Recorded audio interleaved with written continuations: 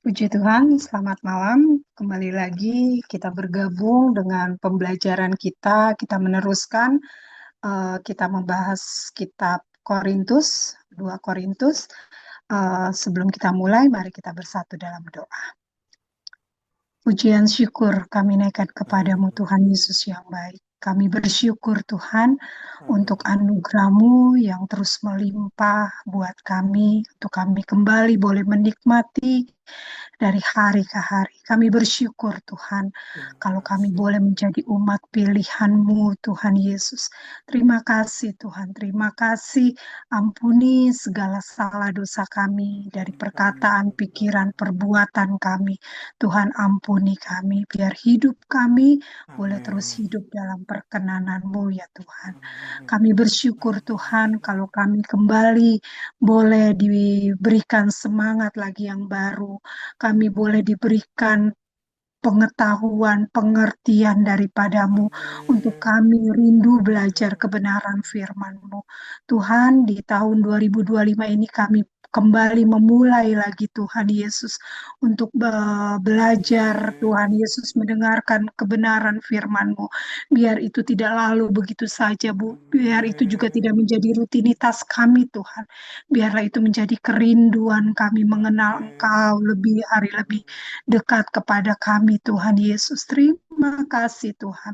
Sebelum kami memulai Tuhan Yesus berkati hamba-Mu. Kami percaya Engkau persiapkan hamba-Mu Tuhan. Pakai hamba-Mu menjadi alat-Mu untuk memperkatakan kebenaran firman-Mu. Kami sungguh percaya hikmat-Mu, urapan-Mu terus menyertai hamba-Mu. Berkati kami juga yang mendengarkan baik saat ini maupun teman-teman kami yang akan mendengarkan lewat rekaman kami. Tuhan Yesus juga memberkati kami. Terima kasih Tuhan, terima kasih. Kami mulai pembelajaran kami saat malam hari ini dan kami peralaskan doa kami hanya dalam nama Tuhan Yesus Kristus. Haleluya. Amin. Puji Tuhan. Saya akan bacakan di 2 Korintus 10 ayat 12 sampai 18. Memang kami tidak berani menggolongkan diri kepada atau membandingkan diri dengan orang-orang tertentu yang memujikan diri sendiri. Mereka mengukur dirinya dengan ukuran mereka sendiri dan membandingkan dirinya dengan diri mereka sendiri. Alangkah bodohnya mereka. Sebaliknya, kami tidak mau bermegah melampaui batas, melainkan tetap di dalam batas-batas daerah kerja yang dipatok Allah bagi kami, yang meluas sampai kepada kamu juga. Sebab dalam memberitakan Injil Kristus, kami telah sampai kepada kamu. Sehingga kami tidak melewati batas daerah kerja kami, seolah-olah kami belum sampai kepada kamu. Kami tidak bermegah atas pekerjaan yang dilakukan oleh orang lain di daerah kerja yang tidak dipatok untuk kami. Tetapi kami berharap bahwa apabila imanmu makin bertumbuh, kami akan mendapat penghormatan lebih besar lagi di antara kamu, jika dibandingkan dengan daerah kerja yang dipatok untuk kami. Ya, kami hidup supaya kami dapat memberitakan Injil di daerah-daerah yang lebih jauh daripada daerah kamu dan tidak bermegah atas hasil-hasil yang dicapai orang lain di daerah kerja yang dipatok untuk mereka. Tetapi barang siapa bermegah, hendaklah ia bermegah di dalam Tuhan. Sebab bukan orang yang memuji diri yang tahan uji, melainkan orang yang dipuji Tuhan. Puji Tuhan. Puji Tuhan. Puji Tuhan, kita bersyukur buat kesempatan indah. Sama-sama kita bisa dalami kebenaran firman Tuhan. Kita bersyukur karena selalu Yesus baik bagi kita. Kita akan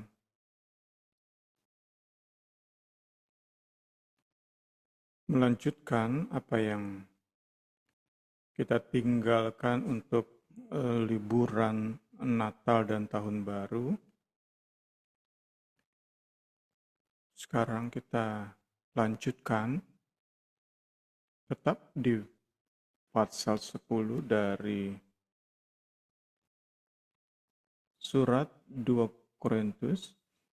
Kita lihat sedikit dulu dari daftar isi Paulus di bagian A, Romawi 5 bagian A. Paulus berbicara kepada jemaat-jemaat yang nakal, jemaat-jemaat yang meragukan kerasulan dari Rasul Paulus, yang meragukan pengajaran, yang meragukan otoritas dari Rasul Paulus. Maka di bagian B, Romawi 5 bagian B, Paulus berurusan dengan para penyusup, intruders, para penyusup, yaitu pelayan-pelayan yang menyebut diri mereka rasul dan membangga-banggakan diri.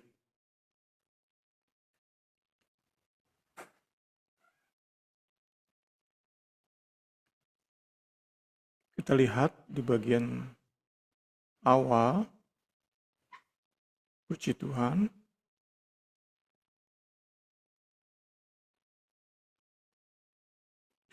penyusup, pasal 10 ayat 12 sampai ayat 18.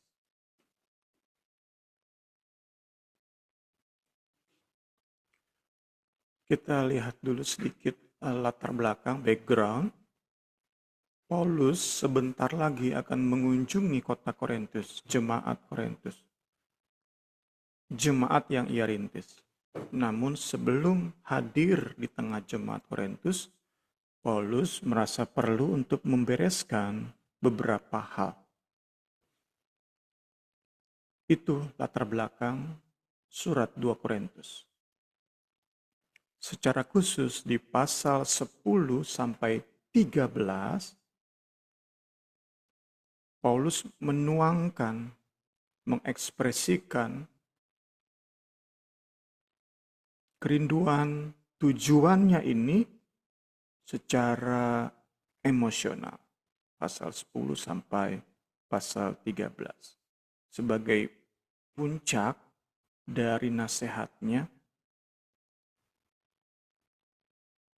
sehingga harapannya saat surat ini tiba, maka saat dibacakan di tengah jemaat, pada puncaknya mereka benar-benar, jemaat ini benar-benar diubahkan hati mereka. Tentu oleh pekerjaan Roh Kudus lewat surat yang Paulus tulis. Surat yang emosional, mengapa? Karena memang masalah yang perlu dibereskan sebelum ia datang ke jemaat Korintus adalah masalah yang bersifat personal. Jemaat yang Paulus dirikan, yang diselamatkan, yang menerima iman lewat pelayanan penginjilan yang Paulus lakukan, kok kemudian mereka meragukan pengajaran Paulus, meragukan otoritas Paulus, meragukan bahwa Paulus merupakan utusan Kristus. Itu tentu menyedihkan bagi Rasul Paulus. Karena itu bagian ini khususnya masuk ke pasal 11, nanti kita lihat, kita akan dapati pesan-pesan, tulisan-tulisan yang bersifat emosional.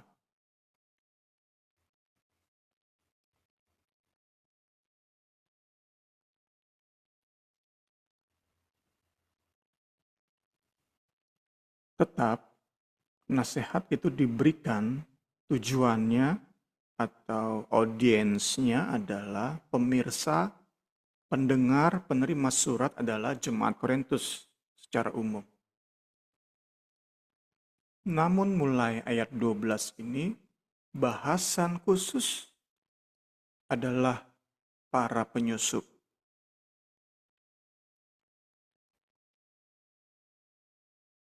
Itu yang menjadi fokus dari ayat 12 sampai ayat 18. Siapa para penyusup ini? Kita sudah sering belajar. Mereka adalah para pelayan dari Yerusalem yang datang kemudian setelah Paulus meninggalkan kota ini.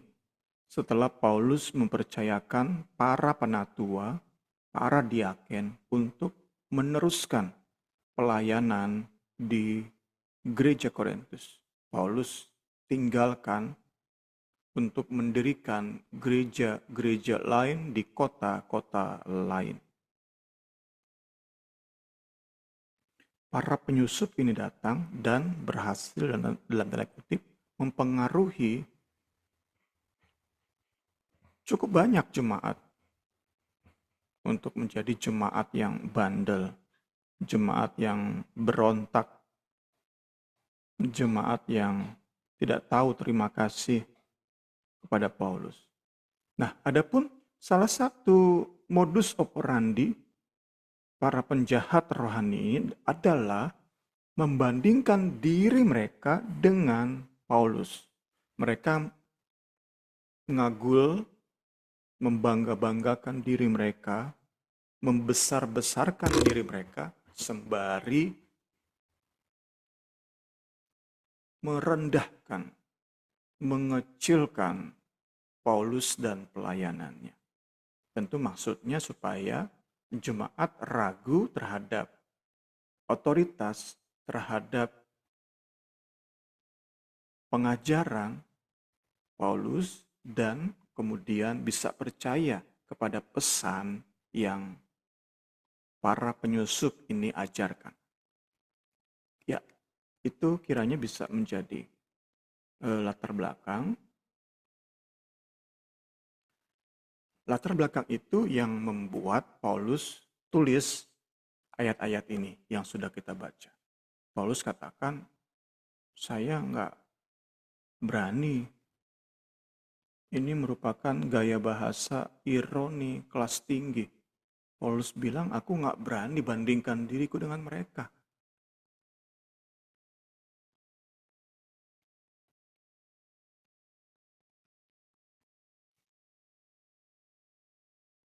Karena itu, nggak heran Paulus menyebut mereka dengan sebutan superlatif apostol. Atau kita terjemahkan, atau LAI terjemahkan, para rasul tiada tara. Superlative apostles. Ini bahasa Inggris yang digunakan oleh para penerjemah bahasa Inggris, dan kita di LAI menyebutnya para rasul tiada tara. Bukan karena memang mereka hebat, bukan, tetapi karena pola pelayanan mereka yang suka ngagul, suka membangga-banggakan diri sendiri, suka melebih-lebihkan. Mereka hidup dikatakan dalam delusi of grandeur. Merasa diri demikian penting, padahal nggak penting-penting amat. Merasa diri begitu besar, begitu agung, padahal cerek, padahal nggak ada apa-apanya. Mereka hidup dalam semangat seperti itu. Karena itu sekali lagi Paulus sebut mereka superlatif apostle, para rasul tiada tara.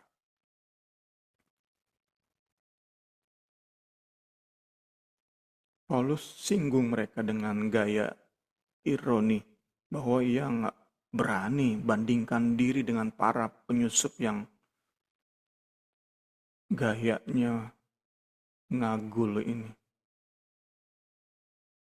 Paulus seperti ingin bilang, ya udahlah biarin mereka sibuk membandingkan diri mereka dengan sesama kelompok mereka. Saya mah mundur deh, yang waras yang ngalah.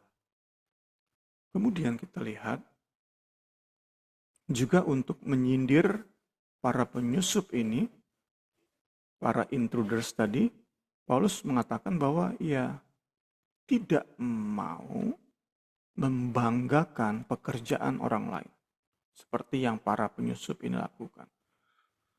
Mereka mempromosikan diri mereka di tengah Jemaat Korintus yang notabene merupakan hasil perintisan Paulus. Mereka bangga-banggakan diri, promosikan diri.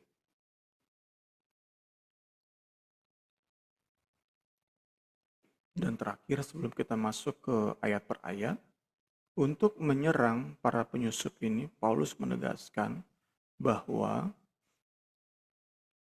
bukan orang-orang yang memuji-muji diri sendiri yang benar-benar approve, yang benar-benar teruji, yang benar-benar terpuji, tetapi orang-orang yang dipuji oleh Tuhan. Mereka lah yang benar-benar teruji, approve, benar-benar terpuji. Karena itulah, nanti kita akan lihat, kita masih di pendahuluan. Karena itulah, Paulus nggak mau seperti mereka. Paulus nggak mau sibuk promosi diri. Paulus ingin lebih sibuk dalam mengejar perkenanan Tuhan. Dalam pemikiran Paulus, biarlah Kristus yang memberikan pujian. Karena pujian dari manusia, sehebat apapun itu, ada batasnya. Tetapi saat Allah di dalam Kristus yang memuji kita, orang lain mau ngomong apa juga terserah loh. Yang penting Kristus berkenan, Kristus menyatakan pembelaannya, Kristus menyatakan rekomendasinya, Kristus menyatakan pujiannya. Itu yang kita kejar, itu yang Paulus kejar dan sama-sama kita ingin juga memiliki. Kita masuk ke ayat 12. Kita mulai dengan membandingkan kontrasnya sikap Paulus di ayat 2 dan ayat 12 di pasal yang sama. Kita lihat ayatnya. Ayat 2 seperti ini.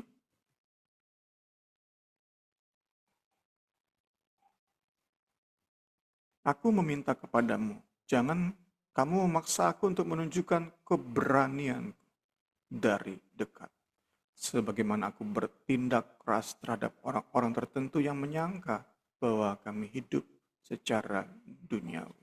Nah, di ayat 2, pasal yang sama, Paulus katakan, aku berani untuk bertindak keras terhadap orang-orang yang menyangka bahwa kami hidup secara duniawi. Paulus berani. Namun, di ayat 12 yang sudah kita baca, Paulus bilang, kami tidak berani. Saat ada mungkin orang-orang yang dorong, ayo Paulus, promosi diri juga, ayo Paulus, bangga-banggakan diri juga, jangan mau kalah sama para rasul tiada tara tersebut, jangan mau kalah, ayo. Gembar-gembor hebatnya pelayananmu ya Paulus, ayo, jangan mau kalah. Paulus katakan, aku nggak berani. Paulus mundur. Ia nggak mau mempromosikan pencapaiannya. Meskipun nanti kita lihat di pasal 11, Paulus daftarkan pengalamannya bersama Tuhan. Tetapi itu seperti dipaksa.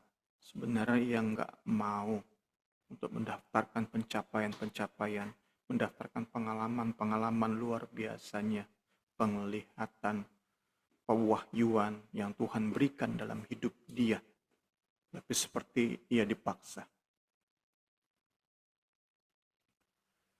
Paulus tadi seperti di pendahuluan, yang ia kejar adalah perkenanan Tuhan, yang menjadi fokus dalam hidupnya adalah perkenanan Tuhan, bukan bagaimana mempromosikan diri, bukan bagaimana gembar-gembor kehebatan pelayanannya. Paulus yakin orang-orang yang dipuji oleh Tuhan, itulah yang benar-benar terpuji. Bukti perkenanan Tuhan, kita akan melihat bagian ini sudah kedua kali, bukti perkenanan Tuhan. Bagaimana Tuhan memuji kita, bagaimana Tuhan memberikan surat rekomendasi atas hidup kita, itu kembali dan kembali diulang dan diulang. Kita sudah pernah bahas ini. 2 Korintus 3 ayat 2 sampai 3. Sekali lagi ini diulang dan ulang. Tetapi penting untuk kita ingat. Kamu adalah surat pujian kami yang tertulis dalam hati kami dan yang dikenal dan yang dapat dibaca oleh semua orang. Karena ternyata bahwa kamu adalah surat Kristus yang ditulis oleh pelayanan kami. Jadi itu ditegaskan di sini.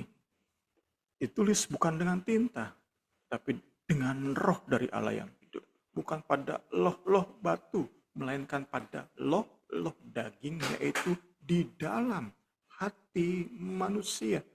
Roh Kudus menulis hukum Allah di hati manusia. Hati yang dulunya membenci hukum Allah, sekarang punya hukum, suka lakukan hukum. Itu pekerjaan Roh Kudus. Dan bagi Paulus, diulang-ulang di 2 Korintus ini, itulah cara Tuhan menunjukkan pujiannya atas hidup kita, atas hidup Paulus, atas hidup setiap pelayan perjanjian baru.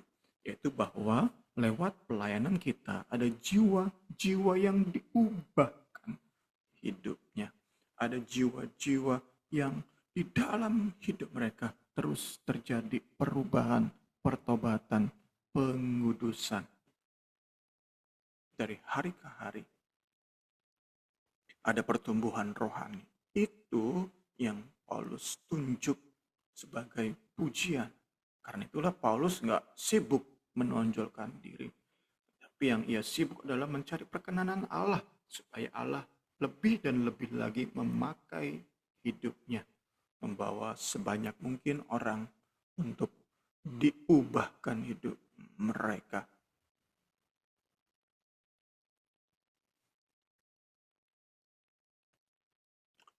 Haleluya. Puji Tuhan. Puji Tuhan.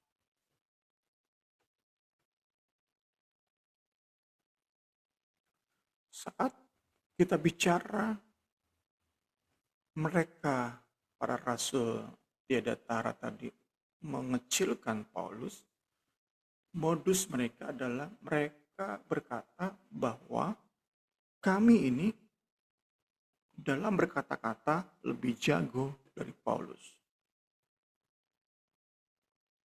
Itu yang pertama, modus mereka.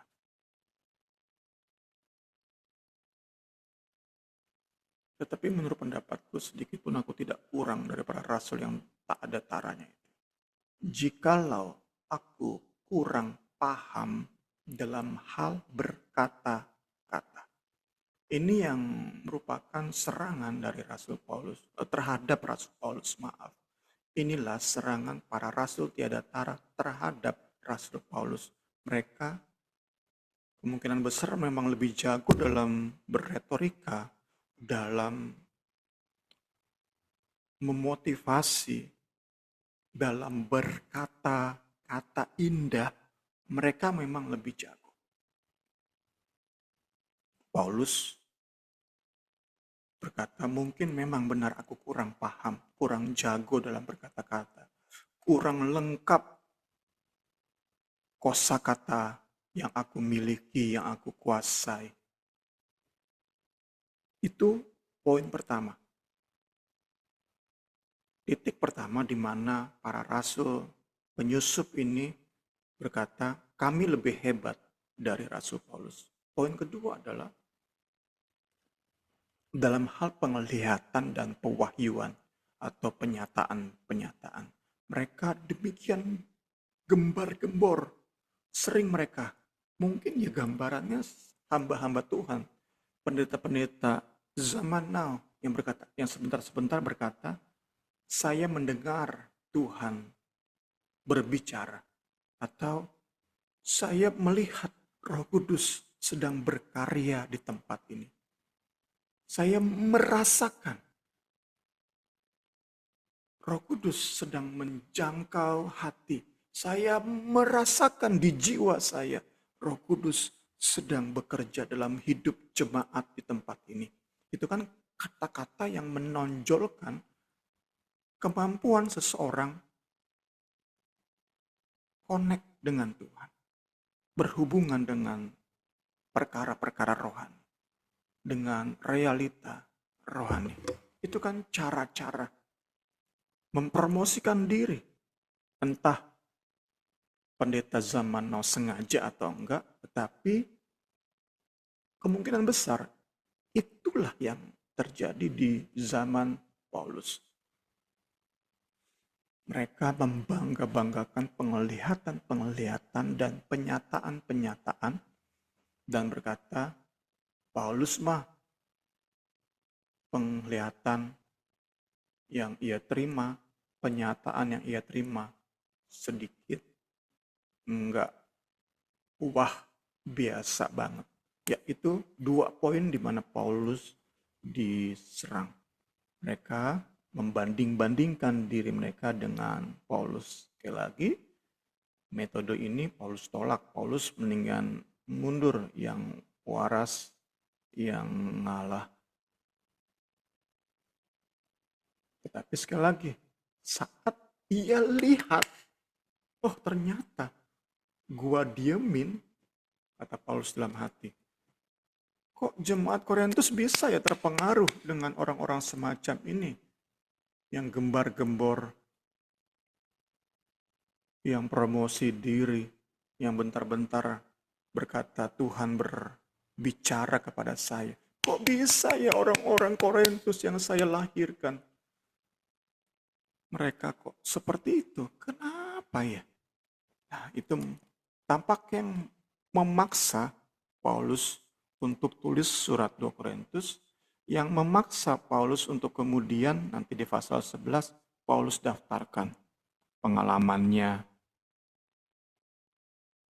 Paulus daftarkan penglihatan-penglihatan, Paulus daftarkan penyataan-penyataan yang ia terima dari Tuhan, dari Kristus.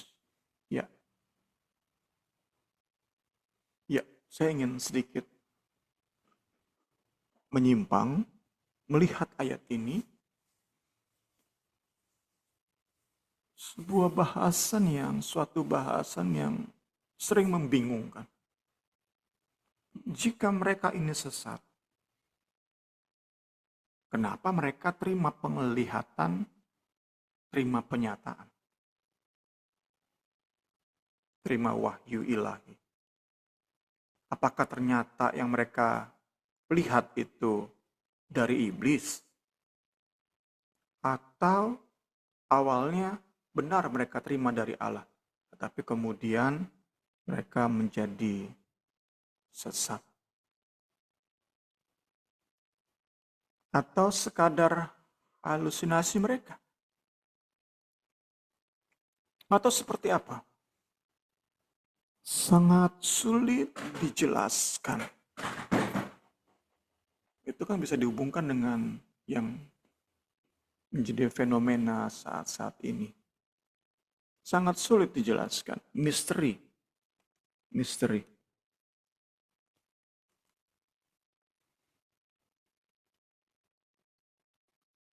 Karena itu yang penting ya kita tiru semangat Paulus. Dalami kebenaran, terus punya semangat back to Bible. Yang kita udah punya ini yang kita jadikan patokan dan nyatakan dengan penuh kasih. Tentu dalam keberanian menyatakan. Itu aja sih saya yakini.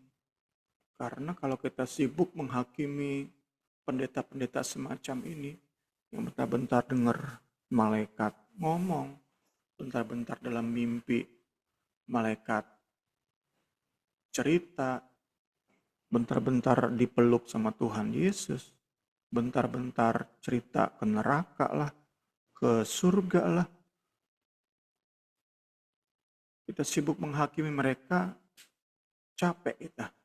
Karena semakin hari semakin banyak pendeta-pendeta semacam itu.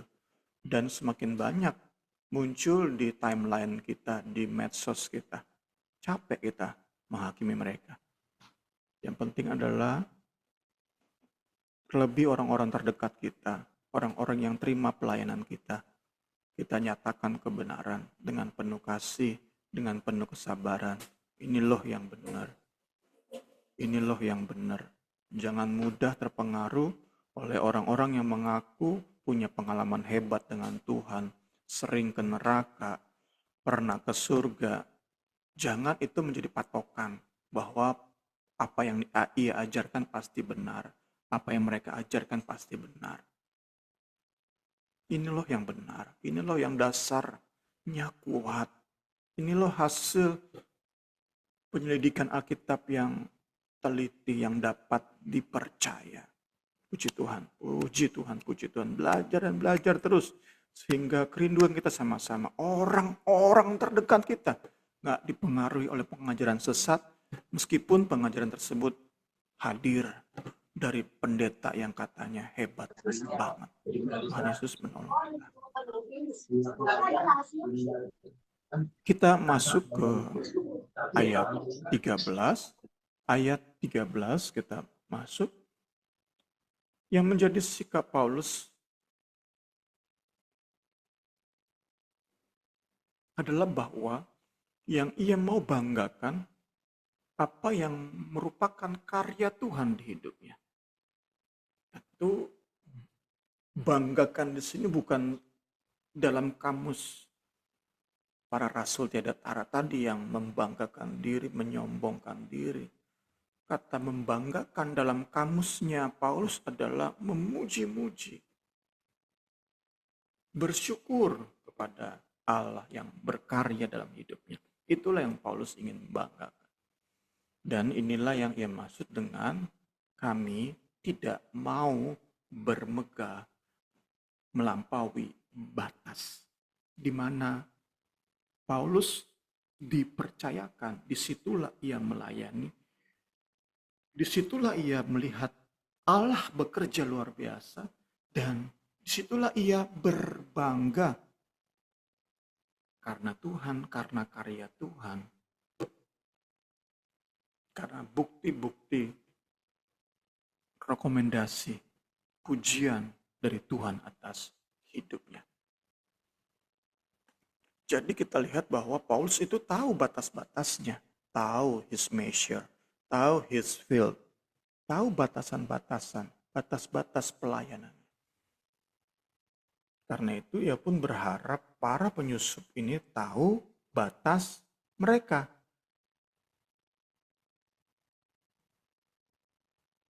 Paulus itu menerima tugas dari Korintus. Dari Yesus Kristus.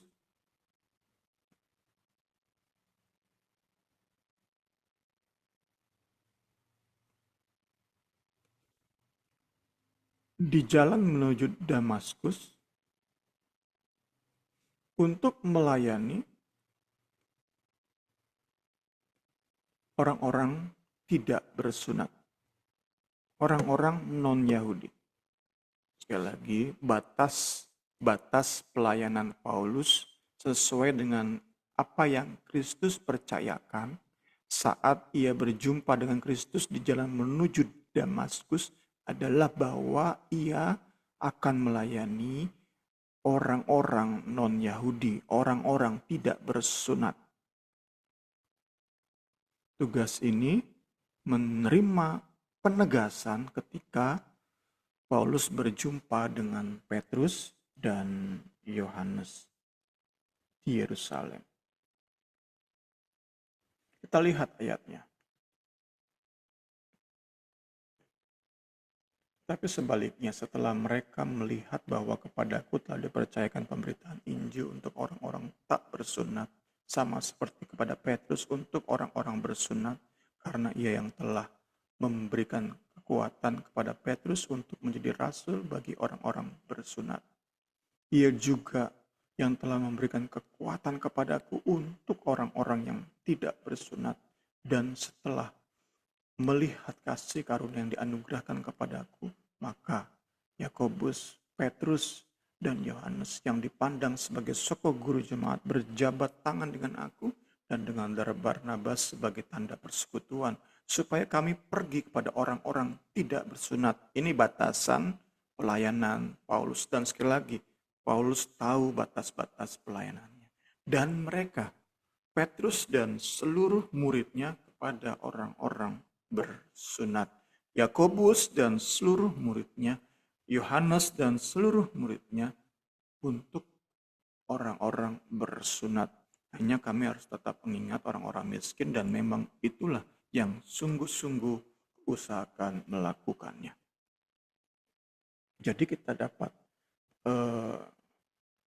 menerima peneguhan bahwa Paulus itu tahu batas-batas pelayanannya. Dan karena itu, ia berharap para penyusup juga sadar bahwa saat mereka masuk ke jemaat Korintus, kemudian gembar-gembor pelayanan, gembar-gembor kesaksian, gembar-gembor pengajaran di tengah jemaat yang Paulus dirikan, di tengah jemaat tidak disunat, mereka sedang lompat pagar, mereka sedang melewati batas-batas mereka. Karena mereka, kita sudah sering bahas, mereka adalah orang-orang Yahudi dari Yerusalem yang diutus atau memberi diri melayani keluar kota Yerusalem, keluar negeri, mencapai kota Korintus, provinsi Akaya. Sebenarnya pelayanan mereka adalah ke sinagoge, menginjili para Yahudi, penganut agama Yudaisme. Itu tugas mereka sebenarnya. Tapi tampaknya mereka kurang puas. Karena itu mereka juga masuk ke gereja Korintus. Padahal udah terima Injil, udah beriman, nggak perlu lagi diinjili. Itu berarti mereka anggap Injil yang Paulus ajarkan itu Injil yang nggak lengkap. Bagi mereka Injil yang lengkap adalah Injil plus sunat, Injil plus Taurat. Itu Injil yang lengkap, Injil yang utuh, Injil yang sepenuh bagi mereka.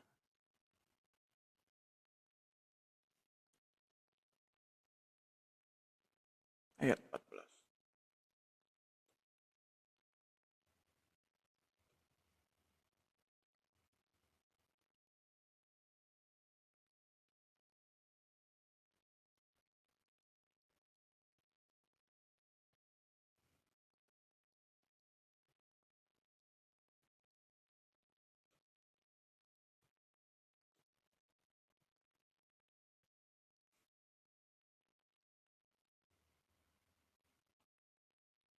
Tadi karena mereka ini diyakini adalah murid-muridnya Yakobus, Petrus, dan Yohanes.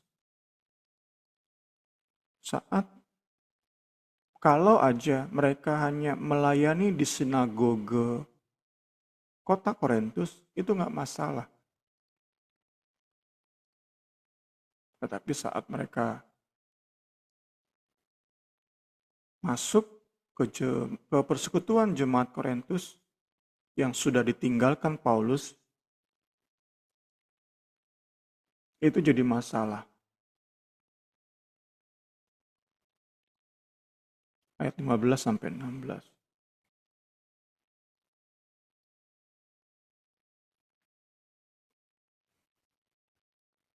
Sambil kita baca, teman-teman, rekan-rekan, ayat-ayatnya 15 sampai 16.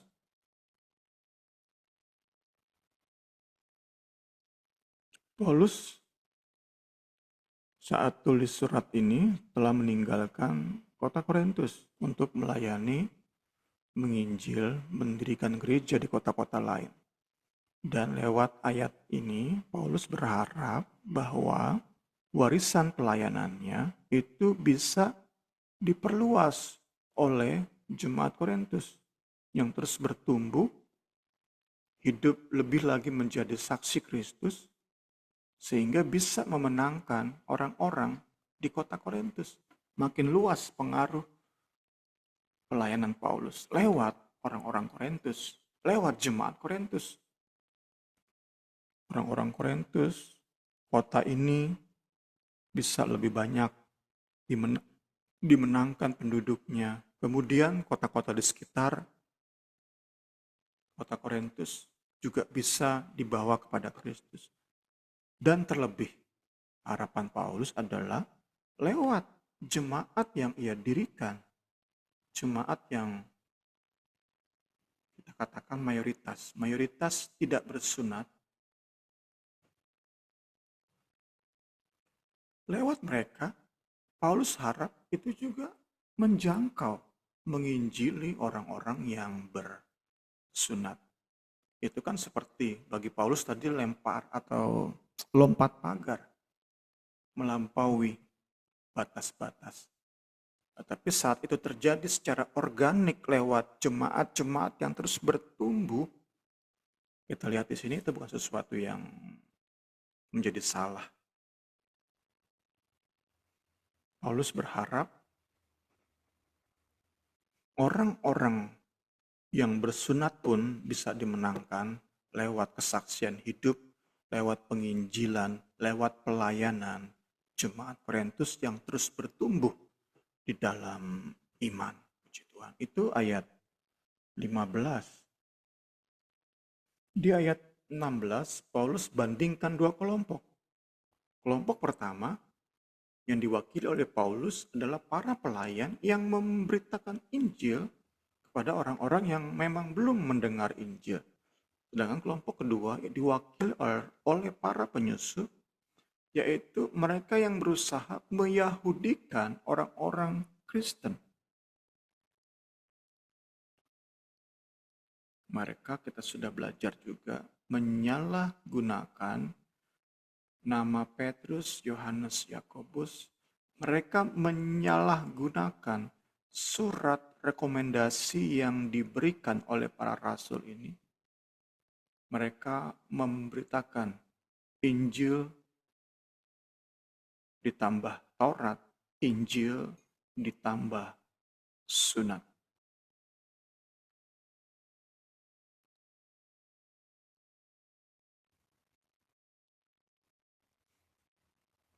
Kalau kita mau perdalam sedikit, berarti sesungguhnya bagi Kristen mula-mula, mengkhotbahkan sunat di tengah-tengah jemaat yang sudah bersunat itu tampaknya nggak terlalu masalah. Karena memang sudah bersunat mereka. Entah khotbahnya seperti apa, disinggungnya seperti apa, kita pun tidak punya data yang cukup mungkin. Namun yang jelas saat pengajaran tentang sunat diajarkan kepada orang-orang yang tidak bersunat, itu menjadi kacau, itu menjadi sesat. Itu yang Paulus serang, baik di 2 Korintus, apalagi di surat Galatia, itu Paulus serang habis-habisan. Memberitakan sunat kepada orang-orang Kristen yang tidak bersunat itu bagi Paulus merupakan suatu aib.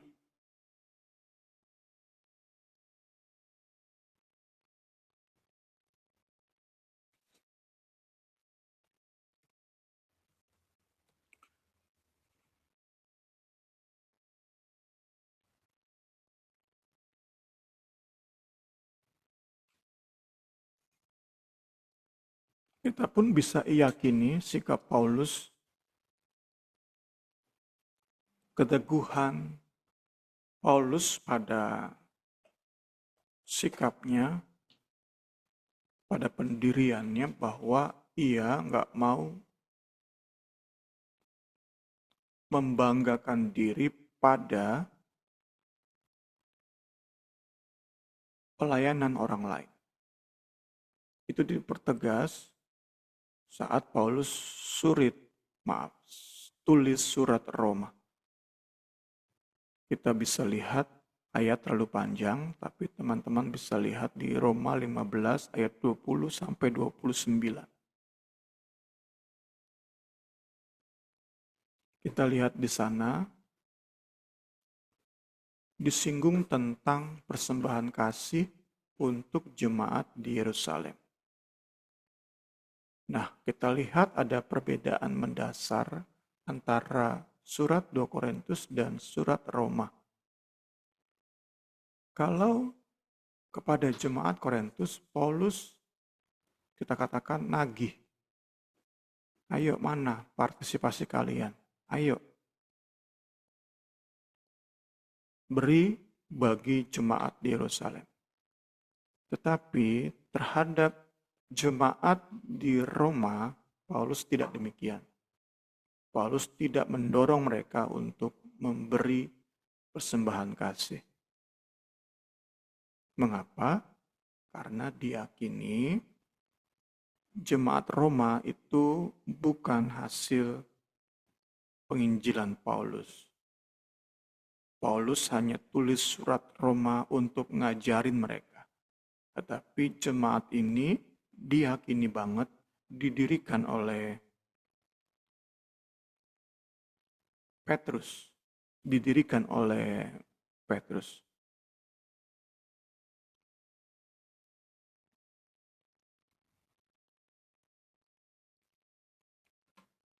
Dengan melihat hal ini, kita bisa yakini dalam pembelajaran kita malam hari ini bahwa yang Paulus permasalahkan adalah tingkah sesat dari para rasul tiada tara ini. Kita bisa yakini kalau mereka hanya datang ke jemaat Korintus ngajarin yang benar, Paulus akan memberi aplaus, akan berterima kasih. Karena itulah yang Paulus lakukan untuk jemaat di Roma. Bukan Paulus yang dirikan jemaat ini. Paulus ngajari mereka. Jadi sekali lagi, kalau para rasul yang dari Yerusalem ini datang ke kota Korintus, jemaat Korintus, dan memberikan pengajaran yang sehat, Paulus akan beri aplaus. Tentu kita teringat kepada Apolos, tokoh yang dipuji oleh Paulus. Tokoh yang melengkapi pelayanan Paulus. Tetapi para rasul tidak tara ini bukan seperti itu. Pertama, gembar-gembor pengalaman bersama Tuhan. Kedua, ngajarin hal-hal sesat.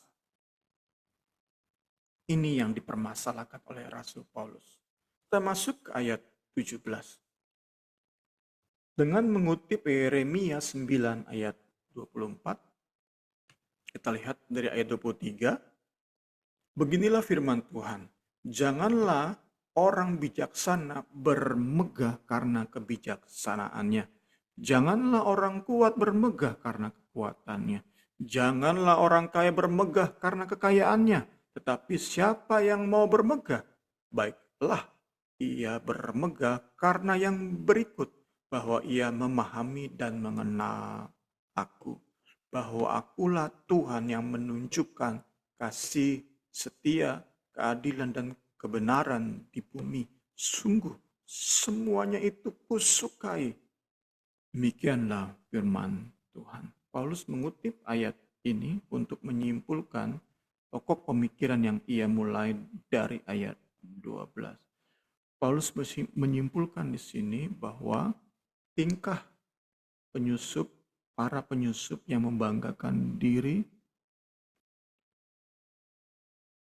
atas gereja atau di hadapan jemaat Korintus bukanlah sikap bermegah di dalam Tuhan. Membanggakan diri sendiri itu salah. Apalagi kemudian Mereka seperti ngeklaim bahwa jemaat Korintus itu mungkin dalam pikiran mereka, Petrus pun pernah ke Korintus. Karena itu, jemaat ini bukan punya Paulus, bukan hasil pelayanan Paulus, tetapi hasil pelayanan Petrus. Tetapi Paulus bantah itu. Karena itu diyakini, sekali lagi, para teolog meyakini Petrus memang pernah ke Korintus, tetapi hanya ke sinagoga.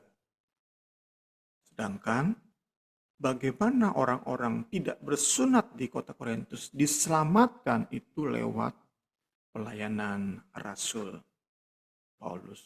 Jangan ngaku-ngaku deh, jangan ngeklaim-ngeklaim jemaat yang aku lahirkan lewat pelayananku. Jangan ngeklaim-ngeklaim. Karena itu, mereka meski menggunakan nama Kristus, Paulus tolak tingkah mereka. Mereka meski punya kemampuan mengajar, memotivasi, memiliki penglihatan dan pewahyuan, Paulus tolak mereka. Paulus di bagian lain memang bermegah. Paul das Bos memang bermegah, tetapi bukan memegahkan diri. Ia membanggakan karya Tuhan atas hidupnya. Karya Tuhan melalui hidupnya. Nanti kita sampai di pasal 11. Terakhir buat malam hari ini, ayat 18. Saya bacakan dalam firman Allah yang hidup. Bila mana seseorang membanggakan diri mengenai betapa baiknya pelayanannya, hal itu tidaklah banyak artinya. Kita nih bangga-banggain hebatnya pelayanan kita. Itu nggak banyak arti. Bahkan orang lain muji-muji kita, wah hebat pelayanan si bapak itu, hebat pelayanan si ibu itu. Itu pun nggak banyak artinya. Tetapi saat Kristus puji kita, itu lain soal. Bagaimana cara Tuhan memuji umatnya? Melalui kenyataan yang gamblang. Konkret reality. Realita yang konkret. Kenyataan yang konkret. Yaitu tentang keberadaan orang-orang. Sebuah kumpulan orang-orang yang hidupnya fokus pada Kristus. Orang-orang ini dulunya hidup untuk diri sendiri. Orang-orang ini dulunya hidup untuk rumah tangga sendiri. Untuk keluarga sendiri. Tetapi lewat pelayanan Paulus, Roh Kudus bekerja. Orang-orang ini kemudian untuk Kristus rela tinggalkan semua. Demi Kristus, diri sendiri dan nomor sekian. Itu kan bukti bagaimana Allah memakai Rasul Paulus. Saat kita lihat sebuah perkumpulan, sebuah persekutuan, orang-orangnya, kita nggak mau katakan semua deh, kita katakan mayoritas, 90% kumpulan tersebut adalah orang-orang yang cinta Yesus, benar-benar fokus pada salib. Kita bisa angkat topi kepada pemimpin dari perkumpulan itu. Karena memang nyata benar. Lewat pelayanannya, jiwa-jiwa yang ia layani hidupnya fokus pada salib, fokus pada Kristus. Sebaliknya, saat kita lihat sebuah gereja sebesar apapun, sebuah persekutuan sehebat apapun, tetapi isinya mayoritas orang-orang yang tetap hidup untuk diri sendiri, pakai nama Kristus sih, tetapi kejar kekayaan, kejar kesuksesan, mementingkan lebih rumah tangga, mementingkan kepentingan keluarga di atas segalanya. Ya, sehebat apapun pemimpin dari gereja semacam itu ya nggak pantas kita angkat topi ya. Apa bedanya dengan hidup mereka sebelum jadi Kristen? Apa bedanya? Nggak ada bedanya. Nggak ada bukti-bukti pekerjaan Roh Kudus dalam hidup mayoritas jemaat di tempat itu. Apa yang mau diangkat topi? Puji Tuhan, segala hormat, kemuliaan bagi Tuhan. Kiranya pembelajaran kita malam hari ini memberkati kita semua. Saya kembalikan kepada Ibu Rin.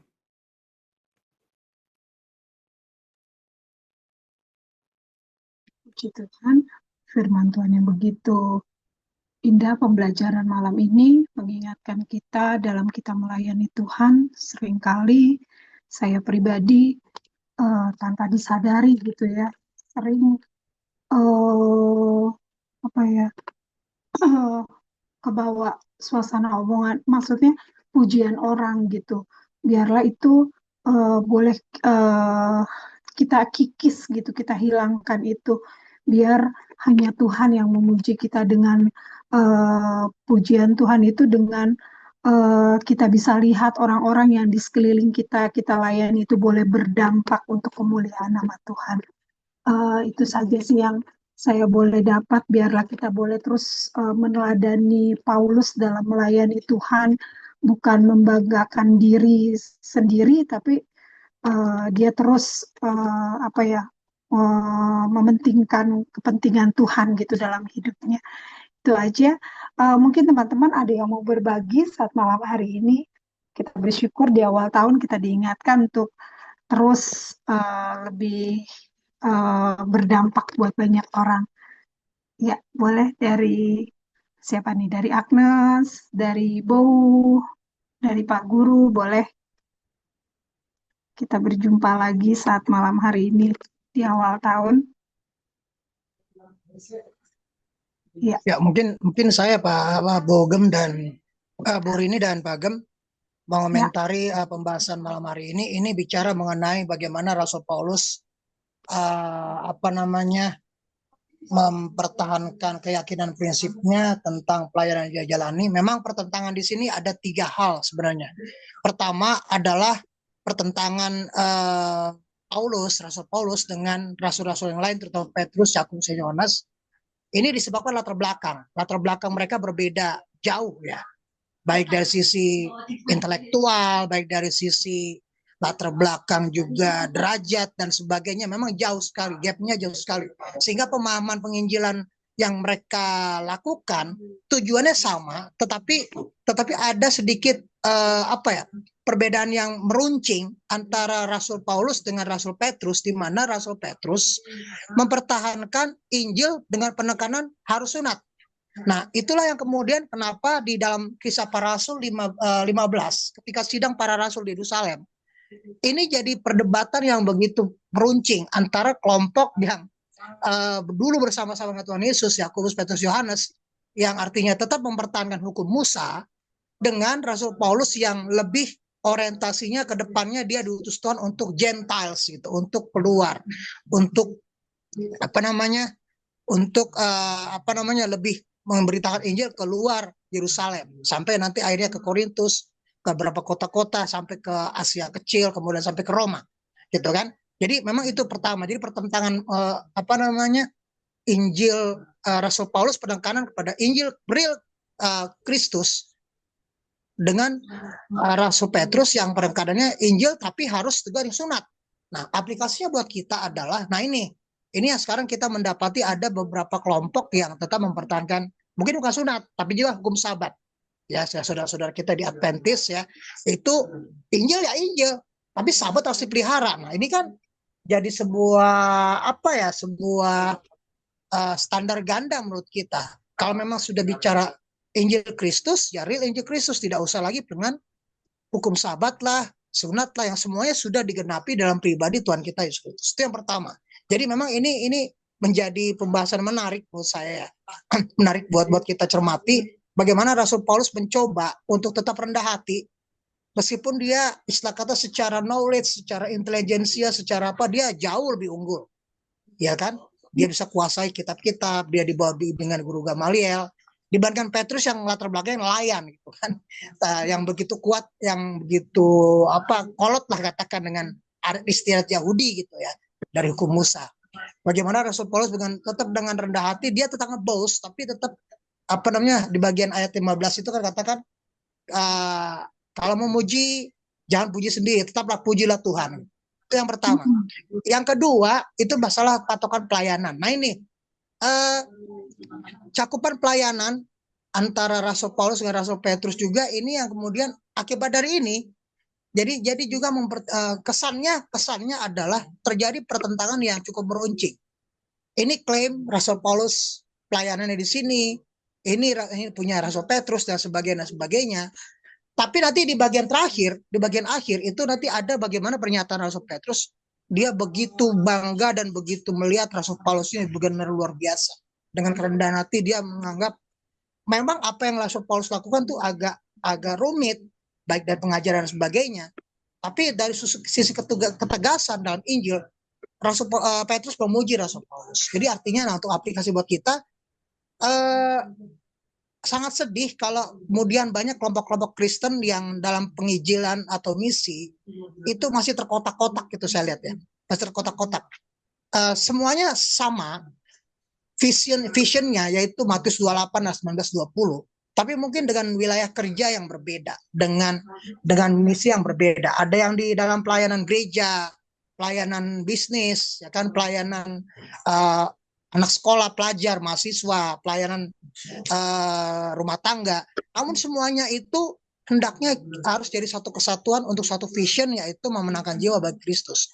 Nah, mudah-mudahan pembelajaran ini mengingatkan kita, teladan Rasul Paulus, tidak lagi mengkotak-kotakan itu antara yang pillars of Jews, Moses rule dengan yang Gentiles gitu. Nggak ada lagi seperti itu gitu.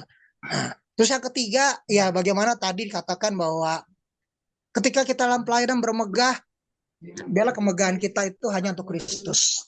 Apalah artinya kita gitu kan bermegah dalam pelayanan kalau ternyata Tuhan menolak. Menolakkan ada di Matius di Injil katakan, nyala kamu, ya kan, bukankah kami bernubuat bagi namamu, bukan kami melayani untuk namamu, ya kan, bukankah kami melakukan mujizat namamu. Tapi Tuhan katakan, nyala kamu membuat apa kejahatan, aku tidak mengenal engkau. Artinya benar-benar kalau saya pribadi ya, Pak Agam dan Ibu Rini, kalau saya sekarang posisinya adalah how to make our Lord glorified. Itu aja lah. Mau apa ceritanya, kayak apalagi kita lihat kemarin bagaimana peristiwa-peristiwa Tuhan yang terjadi di belahan dunia ini. Itu sebuah teguran buat kita bahwa only Jesus Christ, only Almighty Jesus Christ itu yang harus kita agungkan. Apapun yang kita bisa kerjakan, ya kita sebagai surat-surat Kristus yang terbuka, hendaknya sekali lagi apa yang kita mau kasih untuk dalam pelayanan, sekecil sebesar apapun, segala sesuatunya untuk kemuliaan Tuhan Yesus saja. Saya kira itu, Bu Rini, Pak Agam, ulasan dari saya. Terima kasih, Pak Guru. Mungkin ada tambahan dari Agnes atau Bu Rora?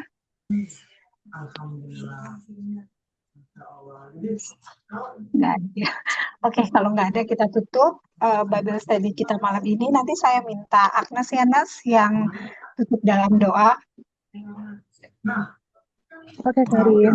Mari kita berdoa. Banyak terima kasih untuk penyertaan-Mu ya Tuhan sepanjang tahun 2024 bisa sebanyak berkat rohani yang luar biasa ya Tuhan yang boleh menjadi bagian milik kami ya Bapak. Hari ini pun kami bersyukur ya Tuhan boleh mengawali tahun yang baru 2025 dengan Bible Study kami ya Tuhan Yesus. Pertama di tahun ini ya Bapak, kami bersyukur untuk kebenaran firman Tuhan yang kembali mengingatkan kami ya Bapak, bahwa dalam hidup ini ya Tuhan, perkenanan-Mu adalah segalanya bagi kami ya Tuhan. Biar kami ya Tuhan dalam menjalani tahun ini ya Tuhan, terus mengejar perkenanan-Mu dalam hidup kami ya Bapa. Segala keterbatasan kami ya Tuhan, kekurangan kami, kelemahan kami ya Tuhan, kami bawa ke dalam tangan-Mu ya Tuhan Yesus. Biar Engkau saja ya Tuhan Yesus yang menolong kami ya Tuhan, dan mengingatkan kami terus ya Tuhan. Di luar Tuhan ya Tuhan, kami tidak bisa berbuat apa-apa. Karena itu ya Tuhan, kami butuh Engkau dalam setiap langkah-langkah kami ya Bapa. Biar firman-Mu ya Tuhan melalui Bible Study boleh memperlengkapi kami ya Tuhan Yesus dalam menjalani kehidupan kekristenan kami ya Bapa. Tuhan, dalam melayani pekerjaan-Mu ya Tuhan, biar kami semakin berkurang, Kau yang semakin bertambah ya Tuhan. Amin. Amin. Terima kasih banyak Tuhan Yesus untuk berkat malam hari ini ya Tuhan. Terus pakai ini ya Tuhan Yesus dalam menyampaikan kebenaran firman-Mu ya Bapa. Terus singkapkan rahasia-rahasia firman-Mu ya Bapa. Urapan dari tempat yang tinggi terus menjadi bagian milik Bung Semi ya Bapa. Agar setiap firman Tuhan yang dibagikan adalah firman Tuhan yang murni ya Tuhan. Yang terus boleh bertumbuh di setiap hati kami ya Bapa. Terima kasih ya Tuhan. Terima kasih. Percaya semua sudah diberkati, bahkan siapapun yang mungkin akan menonton siaran YouTube Tuhan juga boleh mendapatkan berkat yang sama ya Bapak. Kembalikan Tuhan Yesus minggu depan ya Tuhan dengan kerinduan yang terus Engkau taruh ya Bapak, agar kami boleh bersama-sama belajar di Babel Study pada malam hari ini. Kami percaya Tuhan berkat-Mu menjadi bagian milik kami malam hari ini, juga berkati Karina Bapak yang sudah memimpin Babel Study pada malam hari ini. Berkati Bau Yesus, juga berkati hamba-Mu ya Tuhan Yesus yang sudah bergabung dalam Babel Study pada malam hari ini. Kami tutup Tuhan dengan ucapan syukur di dalam nama Tuhan Yesus Kristus. Haleluya. Amin.